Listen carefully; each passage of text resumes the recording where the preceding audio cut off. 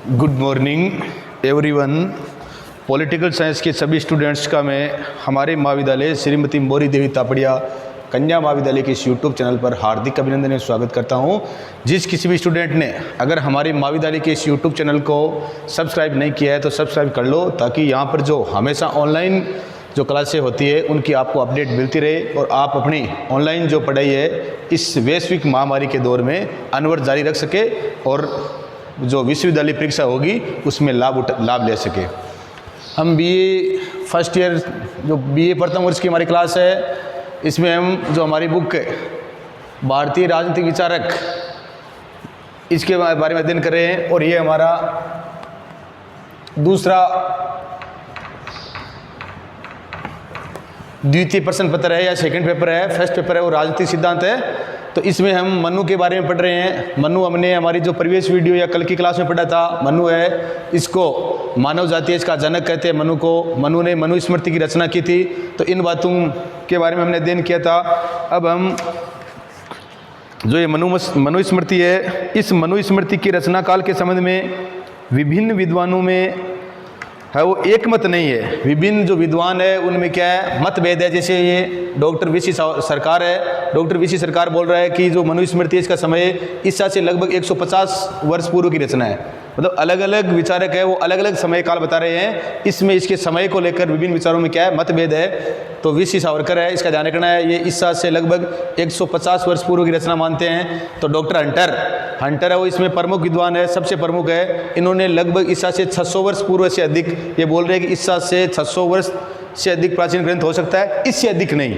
600 वर्ष से अधिक का है वो प्राचीन ग्रंथ नहीं मानते। मजूमदार और जो पुसालकर है ये सबसे अधिक प्रमाणित है। और ये मनुस्मृति का रचना काल है वो 3110 या 3110 ईस्वी पूर्व माना है। तो इसका ध्यान रखना है। वीसी सरकार का पूछ ले तो ध्यान रखना भाई ईसा से लगभग 150 वर्ष पूर्व है।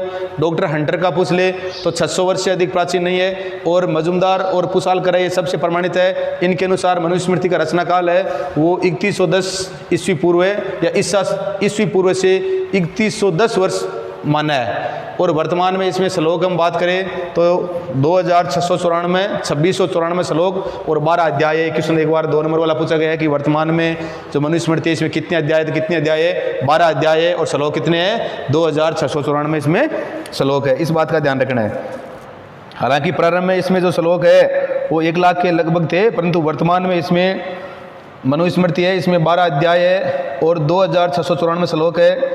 मनुस्मृति के जो 12 अध्यायों में वर्णित जो मुख्य विषय है इनके बारे में थोड़ी हम चर्चा कर लेते हैं कि मुख्य विषय कौन कौन से है। तो सबसे पहला जो इसका पहला अध्याय है, इसमें संसार एवं विभिन्न प्राणियों की उत्पत्ति, संसार एवं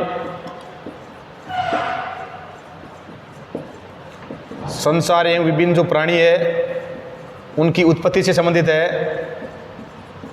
इस बात का ध्यान रखना है कि जो मनुस्मृति है इसमें विभिन्न जो विचारक है उनमें आपस में मतभेद है और कोई भी एक समय वो नहीं मान रहे हैं। इसके समय को लेकर मतभेद है। जो वीसी सरकार है वो लगभग ईसा से 150 वर्ष पूर्व की रचना मानते हैं। तो जो हंटर है वो मानते हैं कि 600 वर्ष से अधिक ईसा से ये प्राचीन ग्रंथ नहीं है। और मजूमदार और पुसालकर मानते हैं इसका सबसे अधिक प्रमाणित है और ये बोलते हैं मनुस्मृति का रचना काल है वो ईस्वी पूर्व 3110 वर्ष से माना जाता है। वर्तमान में इसमें जो प्रारंभ में इसमें 1 लाख के लगभग श्लोक थे, वर्तमान में इसमें 2694 श्लोक और 12 क्या है अध्याय है। इसका जो पहला अध्याय है इसमें क्या है, पहले अध्याय में संसार एवं विभिन्न प्राणियों की उत्पत्ति। दूसरा है जाति और कर्मादि संस्कार। दूसरा है जाति व कर्मादि संस्कार, जाति और विभिन्न जो अपने कर्म के अनुसार जो हमारे संस्कार है उसके बारे में है।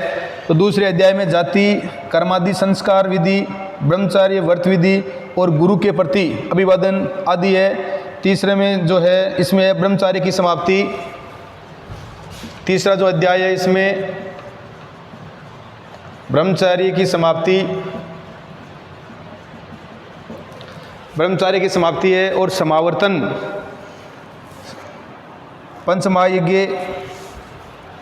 ये तीसरे अध्याय में है।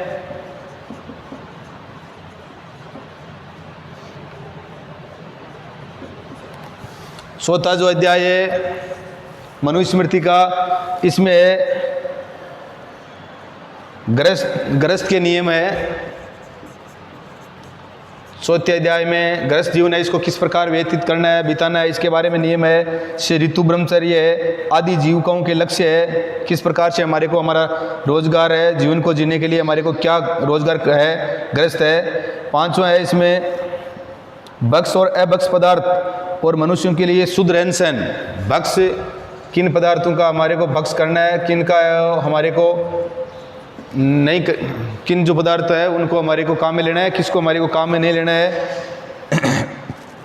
और मनुष्यों के शुद्ध रहन सहन, किस प्रकार से मनुष्य को शुद्ध रहना है, इसके बारे में। छठा जो अध्याय है, छठे अध्याय में वानप्रस्थ तथा संन्यास आश्रम के लिए है। छठे अध्याय में वानप्रस्थ तथा संन्यास आश्रम के लिए है कि उस समय वो आश्रम व्यवस्था थी। पहला वो ब्रह्मचारी है, दूसरा हमने पढ़ लिया गृहस्थ आश्रम है, जो गृहस्थ आश्रम की इसमें चौथे अध्याय में है। फिर उसमें वानप्रस्थ और जो अगला आश्रम है कौन सा है, संन्यास आश्रम है। तो छठे अध्याय में इसके बारे में। 7वें अध्याय में व्यवहारिक विवादों का निर्णय। 7वां जो अध्याय है इसमें व्यवहारिक विवादों का निर्णय, व्यवहारिक विवादों का निर्णय है। 7वें अध्याय में व्यवहारिक विवादों का निर्णय, राजधर्म आदि है। 8वां जो अध्याय है इसमें न्यायालयों में साक्ष्य। 8वां जो अध्याय है इसमें न्यायालयों में 8वां जो अध्याय है इसमें न्यायालयों में साक्ष्य से संबंधित है कि किस प्रकार हमारी न्यायिक प्रणाली वो कैसी होनी चाहिए। न्यायालयों में साक्ष्य, धर्म, धन आदि संपत्तियों का विभाजन है, अपराधों का निवारण है तथा वैश्य एवं शूद्र के अपने धर्म में अनुष्ठान है। और जो 10वां अध्याय है इसमें विभिन्न जातियों की उत्पत्ति तथा आपातकाल में कर्तव्य और धर्म है। आपातकाल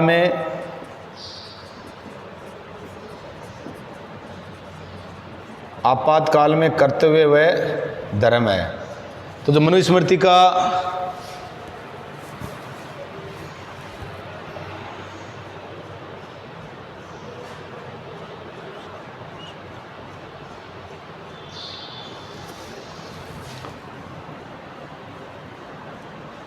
मनुस्मृति का जो 9वां अध्याय है ये आपातकाल और कर्तव्य धर्म है, ये 10वें अध्याय में है। इस बात का ध्यान रखना।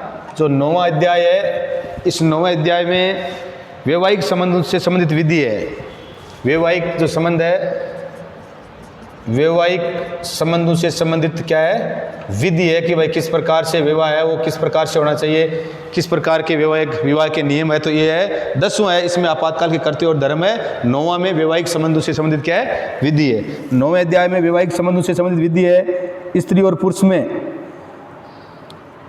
पुरुष में वो किस प्रकार से वैवाहिक संबंध स्थापित होंगे इसके बारे में लिखा हुआ है। 10वां है इसमें विभिन्न जातियों की उत्पत्ति तथा आपातकाल में कर्तव्य और धर्म है। 11वां है पाप से निवृत्ति हेतु प्रायश्चित।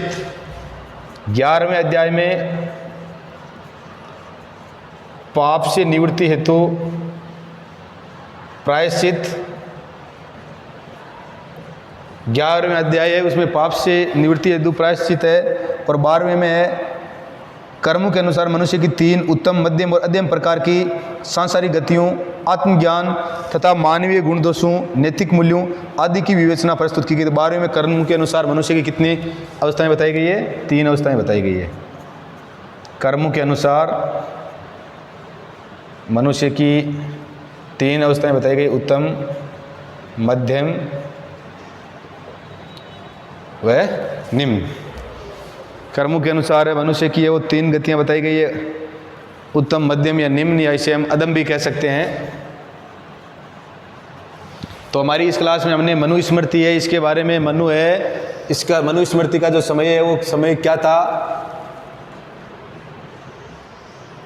इसके बारे में हमने जानकारी हासिल की। और मनुस्मृति के बारे में ये ध्यान रखना है विभिन्न जो विचारक है उनमें आपस में क्या एक मत के नहीं है, विभिन्न विचारकों में आपस में मतभेद है। डॉक्टर वीसी सरकार है वो ईसा से लगभग 150 वर्ष पूर्व की रचना मानते हैं। तो डॉक्टर हंटर इसमें सबसे प्रमुख विद्वान माने गए इनको, और इन्होंने ईसा से लगभग 600 वर्ष से अधिक इसको प्राचीन ग्रंथ नहीं मानते हैं। और मजमदार और पुसालकर है ये सबसे अधिक प्रमाणित है। ये मनुस्मृति का जो रचना काल है ये ईस्वी पूर्व 3000 110 वर्ष माना है। और वर्तमान में शुरुआत में मनुस्मृति में लगभग 1 लाख के लगभग श्लोक थे, परंतु वर्तमान में इसमें कितने श्लोक बचे हैं? 2694। और अध्याय कितने? 12 अध्याय है। 12 अध्यायों में पहला अध्याय है वो संसार है, इसके विभिन्न जो प्राणी इनकी उत्पत्ति कैसे हुई है। हमने पढ़ा था कि जल प्लावन की घटना हुई थी, उसमें पूरा संसार के जो प्राणी डूब गए थे। सिर्फ कौन बचे थे?